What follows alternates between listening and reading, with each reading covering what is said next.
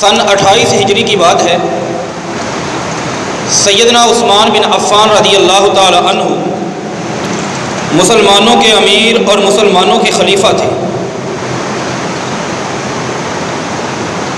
سیدنا معاویہ بن ابی سفیان رضی اللہ تعالی عنہ نے ان سے پہلے امیر المومنین عمر بن خطاب رضی اللہ تعالی عنہ سے گزارش کی کہ مجھے اجازت دی جائے میں قبرص کے علاقے پر حملہ کروں۔ یہ سمندر کے کنارے پر ایک ساحلی پٹی تھی، اس دور کی ایک بندرگاہ تھی۔ معیشت کے اعتبار سے، اپنی فصلوں کے اعتبار سے، اپنے پھل کے اعتبار سے، اپنی رعایا کو خوش رکھنے کے اعتبار سے ایک مثالی سلطنت اور ایک مثالی ریاست اسے کہا جا سکتا ہے۔ اثر و رسوخ اس میں زیادہ تر عیسائیوں کا تھا۔ اس واقعہ کو امام ابن کثیر ابو الفجاء رحمہ اللہ تعالی نے اپنی تاریخ کی کتاب البدایہ والنہایہ میں جلد نمبر 7 صفحہ نمبر 172 پہ نقل کیا ہے۔ معاویہ بن ابی سفیان رضی اللہ تعالی عنہ عمر بن خطاب سے اجازت نہیں ملی رضی اللہ تعالی عنہ سے، لیکن انہوں نے اپنی اس مشن، اپنی اس مہم پر پوری طرح توجہ، پوری طرح فوکس رکھا۔ وقت گزرتا چلا گیا۔ سن 28 ہجری میں دمشق میں مسلمانوں کے گورنر معاویہ رضی اللہ تعالی عنہ کو اجازت مل گئی کہ آپ جا کر ان پہ حملہ کر سکتے ہیں۔ اس مثالی سلطنت، اس مثالی ریاست، آج کا دور ہوتا دنیا کی بہترین ریاستوں میں شاید یہ ریاست ابتدائی 5 ملکوں میں سے کوئی ایک ملک ہوتا۔ اتنی عظیم الشان اس ریاست کی صورتحال تھی۔ معاویہ رضی اللہ تعالی عنہ نے جب حملہ کیا ان پہ، انہیں پتہ چلا وہ سب کے سب لوگ وہیں پر بغیر لڑائی کے ہی مسلمانوں کی فتح قبول کرنے کے لیے تیار ہو گئے۔ نہ ان کے امن نے انہیں فائدہ دیا، نہ ان کی معیشت نے انہیں فائدہ دیا، اور مسلمانوں کے لشکر نے فقاتلوہم بہت زیادہ ان میں قتل و غارت بھی کی۔ جب ابتدائی انہوں نے مزاحمت کی، اس کے جواب میں وَسَبَوْا سَبَايَا كَثِيرَةً بہت زیادہ لوگ ان کے قیدی بنا لیے، ان کی عورتوں کو، ان کی خواتین کو، ان کی لڑکیوں کو لونڈیاں بنا لیا گیا۔ اور یہیں پر نہیں، غَانِمُوا مَالًا كَثِيرًا جَيِّدًا جَزِيلًا بہت ہی عمدہ قسم کا مال، چونکہ وہ ایک مضبوط معاشی ریاست تھی، یعنی مال کے اعتبار سے، دولت کے اعتبار سے، فراوانی کے اعتبار سے وہ ریاست بڑی شاندار اور کمال کی تھی۔ مسلمانوں نے ان کے مال پر بھی قبضہ کر لیا۔ یہ ساری صورتحال مسلمان سپاہیوں کے لیے، مسلمان فوجیوں کے لیے، مسلمان لشکریوں کے لیے دل کو ٹھنڈا کر دینے والی اور دل کو سکون دینے والی تھی۔ جب یہ سارا منظر کہ مسلمان ان کے مال کو لوٹ رہے تھے، مسلمان ان کی عورتوں کو لونڈیاں بنا رہے تھے، مسلمان ان کے بچوں کو غلام بنا رہے تھے، مسلمان ان کی لاشوں کے اوپر سے گزر رہے تھے، ان کی زمین پر قبضہ کر چکے تھے، قریب ہی میرے پاک پیغمبر محمد رسول اللہ صلی اللہ علیہ وآلہ وسلم، ان کا ایک صحابی ابو درداء رضی اللہ تعالی عنہ، فجعل یبکی ابو درداء رضی اللہ تعالی عنہ، وہ ابو درداء زاروں کی تار رو رہے تھے ایک نکر پہ بیٹھے ہوئے۔ جبیر بن نفیر رضی اللہ تعالیٰ عنہ سے نہیں دیکھا گیا، وہ سب کچھ چھوڑ کے ان کے پاس آ گئے۔ کہا یا ابا درداء اتبکی، مجھے ایک بات کی سمجھ نہیں آئی کہ آج اس خوشی کے موقع پر مالک کائنات نے ہمیں فتح عطا فرمائی ہے، دشمن کو ذلیل و رسوا کر دیا ہے، نیست و نابود کر دیا ہے، مغلوب کر دیا ہے،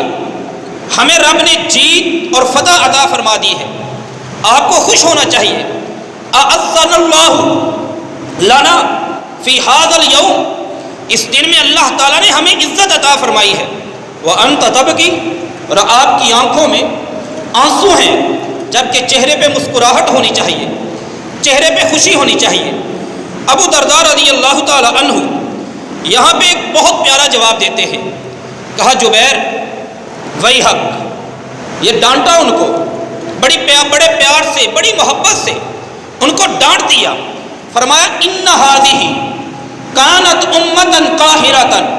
آپ کیا سمجھتے ہو، ان قبرص والوں کو کیا سمجھتے ہو کہ یہ کمزور لوگ تھے، ان کے پاس دولت نہیں تھی، افراد نہیں تھے، معیشت نہیں تھی، زمین نہیں تھی، کھانے کے لیے غذا اور خوراک کی کمی تھی۔ یاد رکھنا ان ھذہ کانت امۃ قاہرۃ، یہ بڑی عظیم الشان قوم تھی ہر اعتبار سے، ہر زاویے سے، ہر انداز سے، لیکن فَسَيَّرَهُمُ اللَّهُ إِلَىٰ مَا تَرَىٰ، آج تو ان کی صورتحال دیکھ، ان کی ڈیڈ باڈیز کو، ان کی لاشوں کو کوئی اٹھانے والا نہیں، دیکھ ان کے باغوں کو، پھلوں کو کوئی سنبھالنے والا نہیں، تو دیکھ ان کی دولت کو کوئی اٹھانے والا نہیں آج ان میں سے، دیکھ ان کی عزتوں کو ان میں سے کوئی بچانے والا نہیں، ان کے بچوں کو تم غلام بنا رہے ہو۔ اتنی عظیم الشان امت تھی، لیکن اللہ تعالیٰ نے اس امت کو کس انداز سے تمہارے سامنے رکھ دیا ہے۔ اور ایک بات اور سنو، مالک کائنات نے سلط اللہ علیہم السبیہ، ان پر اللہ تعالیٰ نے غلامی نافذ کر دی ہے، غلامی طاری کر دی ہے۔ اور جب کسی قوم پر غلامی آ جاتی ہے، ابو درداء رضی اللہ تعالی عنہ کہتے ہیں اذا سلط علی القوم السبی، جب کسی غلامی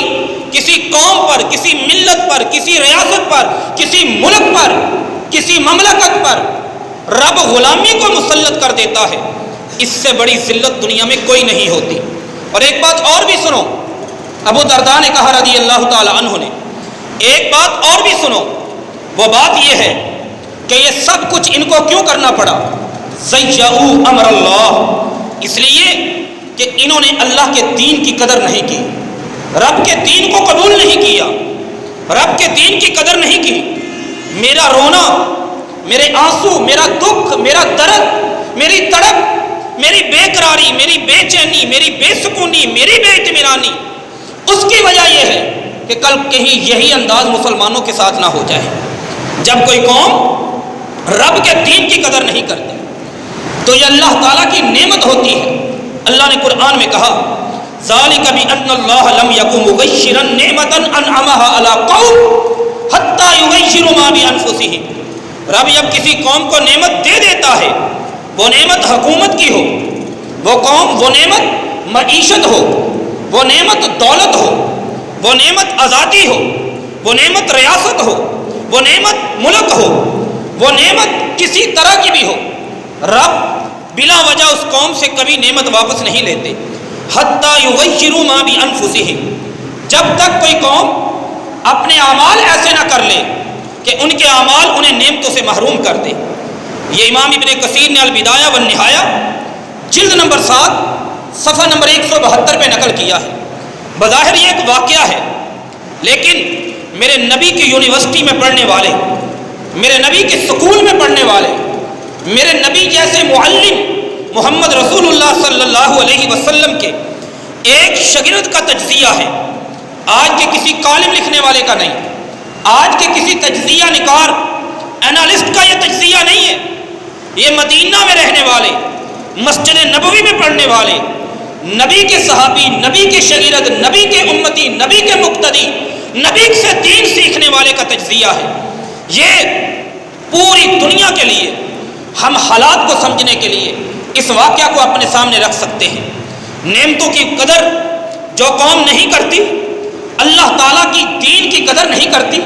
اذا ضیعوا امر اللہ، آخری لفظ جو ابو درداء نے کہے وہ بڑی توجہ سے اور بڑے دھیان سے سننے والے ہیں،